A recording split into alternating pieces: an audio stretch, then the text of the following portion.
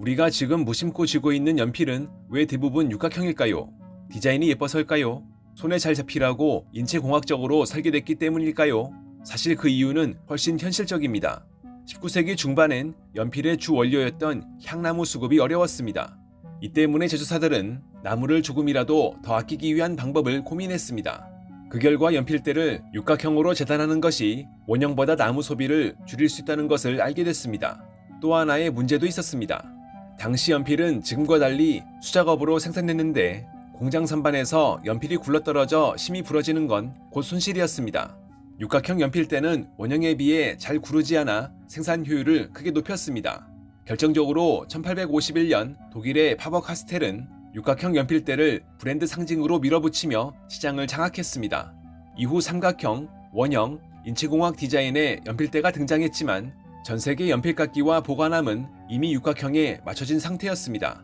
그 결과 우리는 지금도 19세기와 동일한 연필을 손에 쥐고 있습니다. 기술은 바뀌었지만 표준은 그대로 남은 것입니다. 이런 일은 연필에서만 벌어진 게 아닙니다. 19세기 수동타자기 시절 문제는 사람이 아니라 기계였습니다. 타자를 빠르게 치면 금속 활자 막대가 동시에 움직이며 서로 충돌했고 기계는 쉽게 멈춰섰습니다. 이를 막기 위해 개발자 크리스토퍼 숄즈는 자주 쓰이는 철자들을 일부러 떨어뜨려 배치했습니다. 속도를 늦추기 위한 설계로 이후 전동타자기와 컴퓨터가 등장하면서 활자 충돌 문제는 사라졌습니다. 이는 현재 우리가 쓰고 있는 쿼티 키보드의 기원입니다. 사실 더 효율적인 배열도 제한됐고 실제로 타자 속도를 높일 수 있다는 연구 결과도 나왔습니다. 그럼에도 표준은 바뀌지 않았습니다.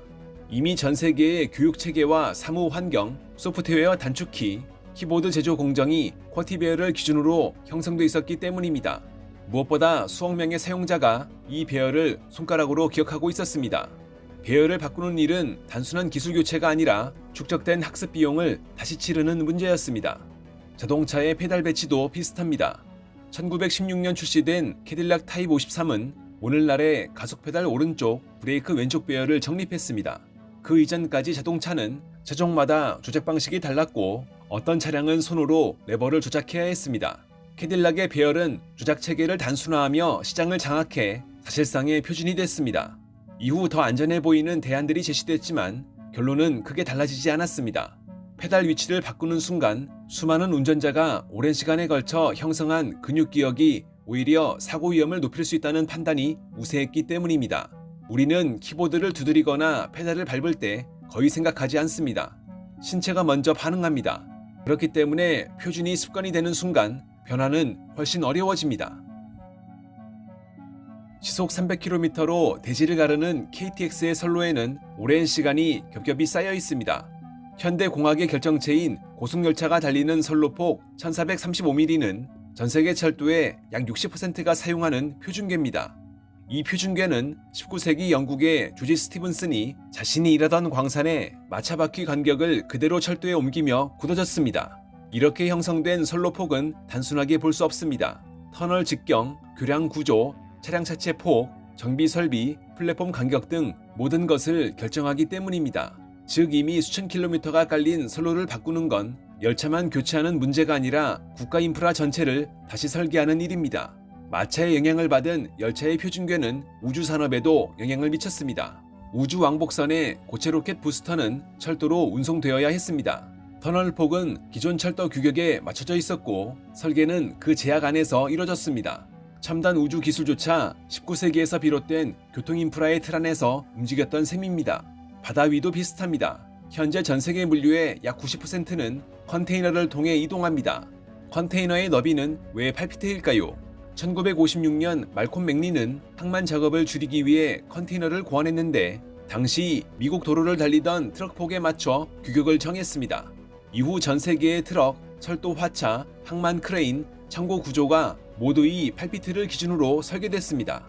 이제 이 너비를 바꾸는 건 단순한 개선이 아니라 세계 무역 체계를 다시 짜는 일입니다. 우연이든 계획이든 인프라는 일단 깔리면 웬만해선 바뀌지 않습니다. 표준은 뿌리를 내리는 순간 기술보다 강해집니다. 우리가 매일 바라보는 TV 화면의 비율은 대부분 16대 9입니다. 이 비율은 인체공학적으로 가장 이상적인 형태라서 선택된 것이 아닙니다. 고화질 TV 표준을 논의하던 1980년대 후반, 영화계와 방송계는 서로 다른 화면 비율을 주장했습니다. 영화계는 가로가 긴 2.35대1 비율을 선호했고, 방송계는 기존의 4대3 비율을 고수했습니다. 두 산업의 이해관계는 접점을 찾기가 어려워 보였습니다. 완전히 새로운 비율을 정할 경우 어느 한쪽은 손해를 감수해야 했기 때문입니다. 그 결과 선택된 것이 16대 9였습니다. 이 비율은 두 규격 사이의 수학적 중간값에 가까웠고, 어느 쪽 콘텐츠를 재생하더라도 화면의 빈 공간을 최소화할 수 있었습니다. 가장 완벽한 비율이 아니라 가장 갈등이 적은 비율이 채택된 것입니다. 이후 HDTV, LCD, OLED, 8K 디스플레이로 기술은 빠르게 발전했지만 화면 비율 자체는 거의 바뀌지 않았습니다. 방송 장비, 제작 환경, 영상 콘텐츠, 편집 소프트웨어, 극장 상영 체계까지 모두 이 비율을 전제로 구축되었기 때문입니다. 카드 규격 역시 비슷한 과정을 거쳤습니다. 오늘날 신용카드와 체크카드는 대부분 가로 85.6mm, 세로 53.98mm의 ID1 규격을 따릅니다. 이 수치는 첨단 기술의 산물이 아니라 생활 환경에서 출발한 기준입니다. 1950년대 신용카드가 등장하던 시기, 지갑에 무리 없이 들어가는 크기가 신용카드에 우선 고려됐습니다. 당시 사용되던 명암과 지갑 크기가 자연스럽게 기준이 됐습니다. 이 규격은 이후 국제표준으로 자리잡아 카드 리더기, ATM, 자동 발매기, 출입 통제 시스템 등 전 세계 수천만 대의 장비가 이 크기에 맞춰 설계됐습니다. 기술적으로는 더 작거나 다른 형태의 카드가 가능하지만 몇 밀리미터를 바꾸는 것조차 전체 인프라를 재설계하는 문제로 이어지게 됩니다. 결국 화면 비율과 카드 크기는 공통점을 가집니다. 아무리 혁신적인 기술이라도 한번 합의된 기준은 쉽게 움직이지 않는다는 것입니다. 표준은 이해관계가 교차한 지점에서 굳어진 선택에 가깝습니다. 표준이 굳어지는 또 하나의 이유는 첫 선택입니다. 초기에 내려진 결정은 이후의 모든 설계를 고정시키는 출발점이 됩니다. 전압체계가 대표적인 사례입니다. 19세기 말 토머스 에디슨은 백엘 전구를 보급하며 약 110V를 기준으로 전력 설비를 구축했습니다. 110V는 당시로선 비교적 안전하고 구현이 쉬운 전압이었습니다. 이후 교류 방식이 도입되며 송전 효율은 크게 개선됐지만 이미 보급된 기기와 배선 체계는 그대로 남았습니다. 전압은 단순한 숫자가 아닙니다. 발전소, 변압기, 가정용 배선, 가전제품 설계까지 국가 인프라 전체와 연결되어 있습니다. 전압을 바꾼다는 것은 가전제품을 교체하는 문제가 아니라 전력망 전체를 재설계하는 일에 가깝습니다. 그 결과 미국과 일본은 지금까지 110V 체계를 유지하고 있습니다. 일본은 여기에 동쪽 50Hz, 서쪽 60Hz라는 주파수 분단 구조까지 겹쳐 전면적인 전환이 사실상 어려운 상태가 됐습니다. 반면 극히 예외이긴 하지만 한국은 수십 년에 걸친 장기 사업 끝에 220V로 승합을 완료한 드문 사례로 남아 있습니다. 첫 결정은 작아 보이지만 그 위에 쌓인 설비와 비용, 습관이 시간이 지날수록 눈덩이처럼 불어납니다. 어느 순간부터는 더 나은 대안이 존재해도 되돌아가기 어려워집니다. 우리는 흔히 기술이 세상을 바꾼다고 생각합니다. 하지만 실제로 세상을 붙들어 두는 것은 기술이 아니라 표준입니다.